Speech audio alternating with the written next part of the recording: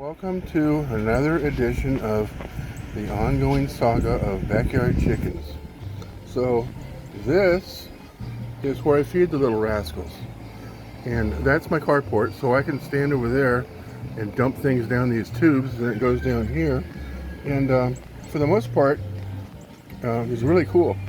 Now, there's the water, and I put about, I'm going to say, a cap full of apple cider vinegar in the tube, and then I fill it with water, and that keeps them, it's like medicine or something. I don't know why I do it. Somebody told me to do it, so I did it. And there's a feeder for the little peeps, the little chicks, and there's a water down there for the little chicks. And these things are kind of cool. These are made of polyvinyl chloride 3-inch pipe, and they're about 5 feet tall. Each one of those tubes will hold about 20 pounds of feed.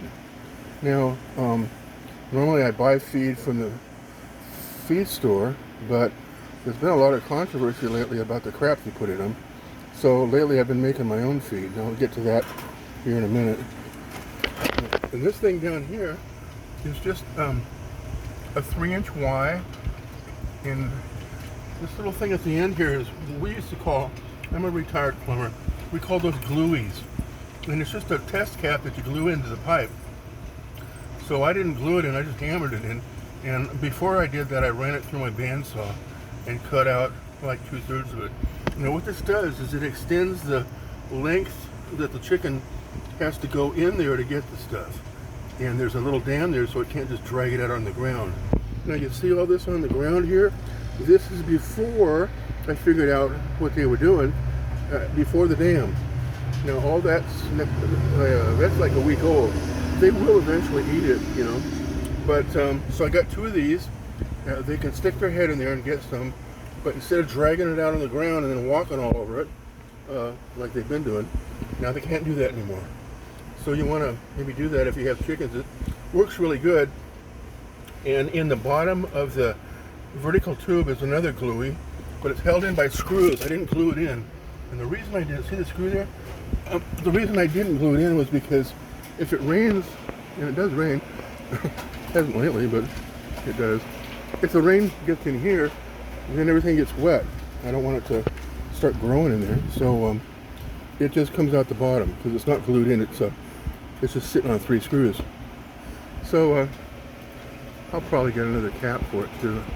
I was at the store yesterday and forgot all about it. Anyway, and then coming up, I'm going to be building another feeder, which will be mounted through the fence right there. And it'll be, basically it's a rabbit feeder from the rabbit cages. And because of all the feed controversy, I've been making my own chicken feed out of basmati rice. And there goes the bird. Basmati rice, pinto beans, and water. And I just cook it up in my solar oven, and then I let it,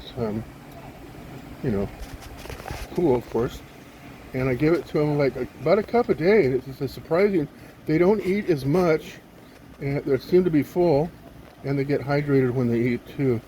And it's really cheap. I mean, it's way cheaper than buying at the store. I know that doesn't sound right.